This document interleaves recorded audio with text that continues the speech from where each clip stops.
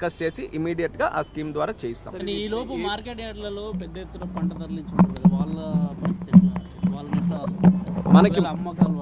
మనకి ముఖ్యంగా వాళ్ళకు కూడా చెప్తున్నా, ఇమీడియట్ గా రాష్ట్ర ప్రభుత్వం కూడా అందుకనే ఇప్పుడు తీసుకున్నటువంటి నిర్ణయాలు ఇమీడియట్ గా మనం గ్రౌండ్ చేయాలనే ఆలోచనతో అది కూడా చెప్పాం. మనకి ఏదైతే ఆ డిఫరెన్స్ ఆఫ్ ప్రైస్ ఐకార్ ద్వారా ఉన్నదో అది ఇమీడియట్ గా వాళ్ళకి సెటిల్ చేయమని చెప్పాం. వాళ్ళు పాజిటివ్ గా ఉన్నారు. ఎట్టి పరిస్థితుల్లో మనం దాన్ని మ్యాచ్ చేస్తాం, ఇంకా అవకాశం ఉంటే హయ్యర్ అయినా సరే పెడతామని చెప్పారు.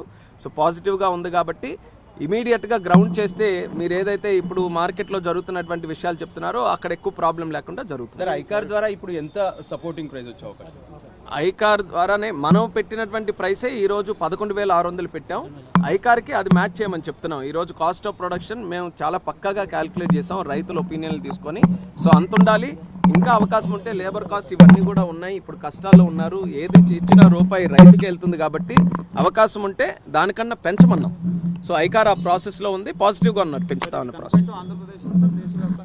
ప్రస్తుతానికి ఆంధ్రప్రదేశ్కి సంబంధించి ఇప్పుడు ఆంధ్రప్రదేశ్లోనే మనం అనుకుంటే గుంటూరు, పల్నాడు, కర్నూలు, రాయలసీమలో ఉన్నటువంటి రైతులందరికీ కూడా ఇది బెనిఫిట్ అవుతుంది. కాబట్టి ప్రస్తుతం మనం ఇచ్చినటువంటి రిప్రజెంటేషన్ ఆంధ్రప్రదేశ్ రాష్ట్రం తరపున ఆంధ్రప్రదేశ్ ముఖ్యమంత్రి